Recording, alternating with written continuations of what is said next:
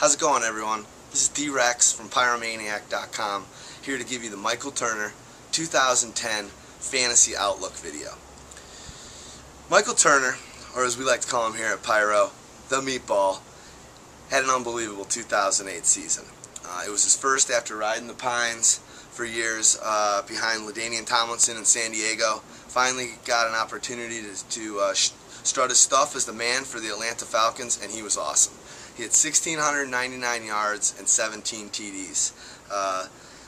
Everyone was just fired up, just knew that this guy was a beast. Everyone in San Diego was questioning, why the hell do we get rid of this guy and keep a sulking, withering away, declining in productivity LaDainian Tomlinson? I was certainly asking that question myself.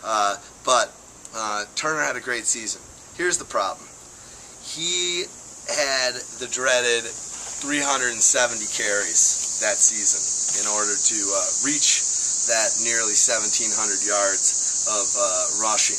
And what happens when you get the curse of 350 plus carries is you're usually pretty much banged up the next season. We have a chart, I'll post up the link on this video, that shows the season after you get 350 plus carries. The next season's not usually as good because you're either beat up, you're banged up, you get hurt, fully hurt in the next season.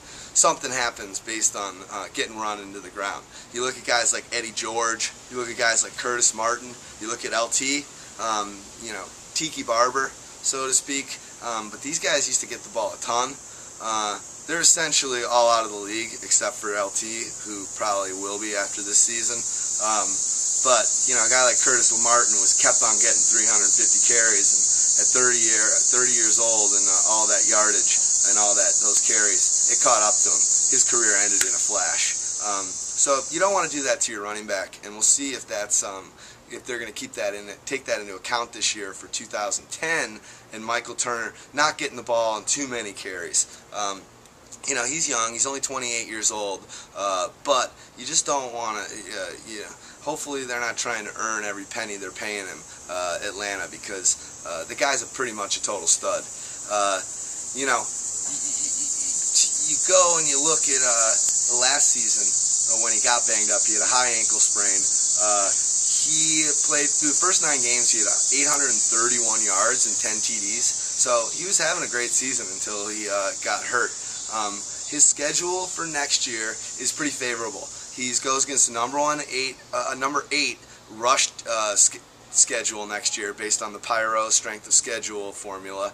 So he's got the 8th easiest defenses against the run next season, while the the passing attack goes against the 28th toughest. So they've actually got a very hard schedule against pass defenses, which makes you think they're going to run more than pass a lot of the time, which obviously is favorable to Turner as well. He's a Chicago boy, so we obviously like him. Went to Northern Illinois. He's just a good kid who likes hanging out with his family, watching TV on the couch. He's been working his butt off this off season. Lost some weight, looking a little bit leaner, which is good because he's better when he's faster. He says, quote unquote, I'm fired up for the season, and that's something really to consider about any player. But he wants to prove he wasn't a one-year wonder. And I think a guy like that's working extra hard to really have a big season this year. Things are all in place. He's got a great offense. You got Roddy White. You got an amazing Gonzalez. Obviously, 3rd year now for Matt Ryan, so he's only going to be better. And I don't know, just that team's pretty explosive, and he's obviously the cornerstone of it. Turner is the main cog in the Atlanta offense. Even last year, missing those games, he tied for 9th in the league with 10 rushing touchdowns. Pretty impressive. He tied for 8th in the league with 9 rushes of 20-plus yards. That's playing in only 9 games, essentially. Pretty impressive. And, something with that last stat of 9 rushes of 20-plus. This guy in his career has 3 touchdowns of over 70 yards. He's fast. He can break the tackle. He's pretty elusive. He can play the bowl over game or the elusive deke out game, but once he gets going and once he gets past that line, he's got that next step to take it long. So if you're in a league that rewards for long touchdowns, he's good to have for that in that regard. His schedule this year, you know, going down the stretch, he's got a pretty easy schedule. The last few games of the season, handful of games of the season. Week 12, he plays against Tampa Bay. Defense isn't that great. Week 13, Carolina. Week 14, Seattle. Week 15, New Orleans. Hopefully you're not still playing fantasy football in Week 16, but they play Carolina again there. There's no standout, unbelievable defenses in that grouping right there. You know, the guy's he's ready to go. So overall, you know, he's just got a huge base. He's got a huge low center of gravity. You know, funny thing is his waist is only 34. I have a 33 waist, and you know, obviously he's much bigger and stronger than I am. So his waist is only 34. So, but he has to wear 42 size jeans to allow his thighs to fit into the jean, which I think is just hilarious. Just shows you what kind of thick mass the guy's legs are, and you know, I think it's really important in the NFL for running backs to have that stronger lower body. You can last for much longer in the league. And, you know, after 350 carries a couple years ago and getting injured last year, you just hope that Atlanta will do the right thing with him. And as fantasy owners, we don't want to get greedy and hope that he gets another 300-yard, 350 carry season.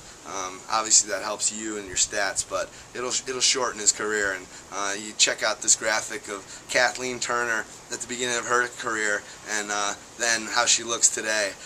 We don't want the same to happen to our Chicago native, Michael Turner. So, awesome running back. Kind of got a way whether you want to take him or Gore around the 5-6 area.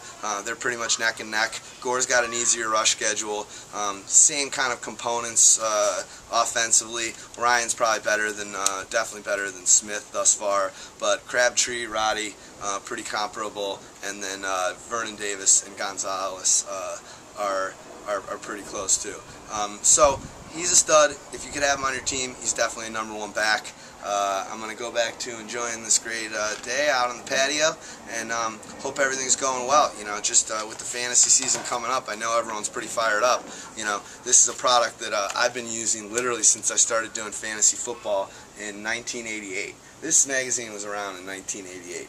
Believe me, none of the other players and new bandwagoners and the newer experts that are on the scene trying to make money off this industry, God bless them, you know, but these guys, Fantasy Football Index, they've been around forever. So if you see this magazine and you have to have a magazine, buy this one. It's the shit. But, you know, basically we're building Pyromaniac right now, and the player pages and the team pages. So if you don't want to go buy a magazine, you can come and get all the information, then some. We've got tons of stats that aren't even in this Fantasy Football Index. And if you want the best player news, you just come to our site and we'll have it all for you. All right, Michael Turner, the meatball, stud, hallelujah.